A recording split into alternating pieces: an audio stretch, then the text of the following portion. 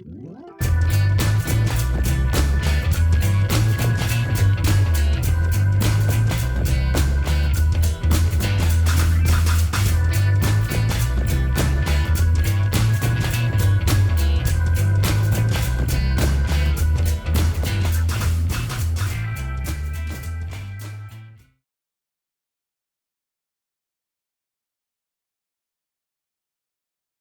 we are trying to figure out which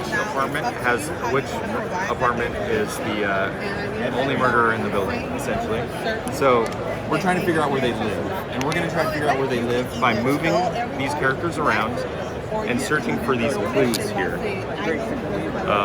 The first thing you do is flip over a new episode, and then you see the clues where the buildings are. You'll see that they're south, obviously south, north, east, west of the building. We'll randomly place these out here. H would be right here, and P would be right here. All right. So we're these characters, we're everybody. And on a turn, we're going to be playing these cards that move the characters. So each character has a color and symbols attached to them. There's move cards and there's search cards. We're only going to be playing one of these cards from our hand each turn and hoping that because we're not going to be able to communicate as we play, hoping that we can all work together to move and search the apartment. Only certain characters can go to certain apartments, so you'll notice on these doorsteps, these people that live here do not like Charles, so Charles is never welcome here. However, Oliver and Mabel would be, so if there was a clue here, only Charles can go to that one.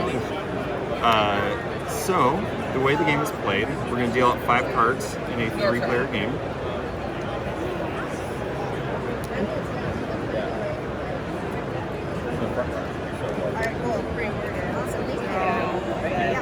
And we can kind of discuss a little bit without giving true information from our hand. So we can't say, oh, I have a move this for this character. We can kind of talk, discuss a little bit. I think we should activate Mabel first, if I was the first player, and information similar to that, but we could jump into this round, because this round we can no longer talk, we can only play cards. The only way we communicate, because we're sneaking around, is through a text, like from the show. Any player can do that any time and flip over the text to show one card from their hand, and it gives everybody a little bit of information. The way we lose is the accomplice will be moving around and stealing, covering up the clues.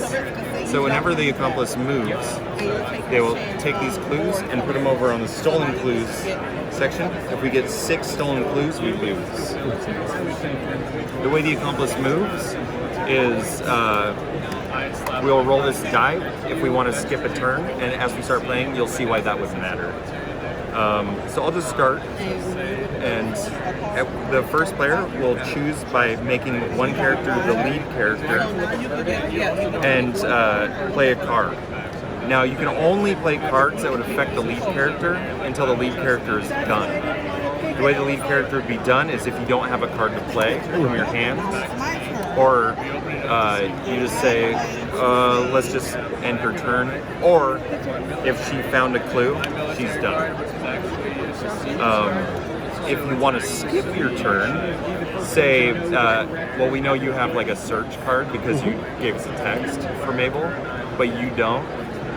You could skip your turn by rolling this die. That's how the accomplice moves. So the accomplice will move towards the nearest clue and then take that. Alright, so we'll just start. So I'm gonna, I'll say Mabel is the lead character. I'm gonna move her to this one. Then my turn is over. So then you need a search to get in? Yep. Okay. So hopefully you have a Mabel search card. So I guess I'm gonna skip. Now you have 2 options. You can either move her again if you wanted to, or you could say Mabel's over, or you can skip a turn hoping that you have a search card. My move So I'll skip. All right. So the accomplice would move Yeah, unfortunately. and stop there. Steals that Does the cube. accomplice interact with the other characters? We cannot move past the accomplice. Hopefully you have a search. Yeah. Yes, awesome. So you would search, you would find this clue, you take it, and then we'd put it in a discard pile. And Mabel is done, no longer the lead character. Since it's my turn again, I get to choose a new lead character. I'm gonna play. I'll choose Charles as the lead character and move Charles 1 to 3. And this is a special card. I can ignore the accomplice during this move. He's a little bit sneakier. Probably because he was dating her.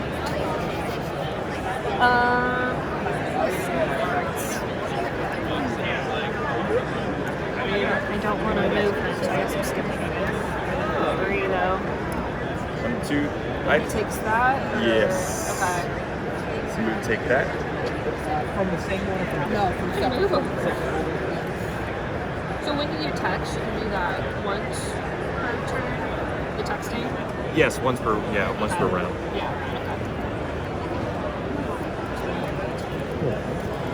And see, Charles, this is the only clue left on the board. So Charles probably wouldn't be.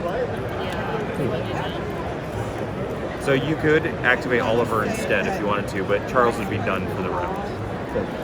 Yeah, I think activate hands. So let's see. Do move on. All right. So you want to move 2? Yeah. Awesome. Perfect. I have a search. Yes. So, got that. So then all characters will be activated that round. Then we go to the connecting the clues round. So since we have 2 clues, we get to place them on the board, hopefully connecting these clues however that we can. So I think this one's good here. With this one or not? This one we can set up anywhere. Here and connect to those 2. Yep. Because it's a straight line. Or it could be put like right here, here, yeah. However. Yeah, like that. And so we connected 1 clue. At the beginning of the game, we're going to put 1 random card in here. This will tell us which apartment the murderer lives in. But as we hit the clue, this is the jewelry. Flip this open. Yes, the murderer does love jewelry.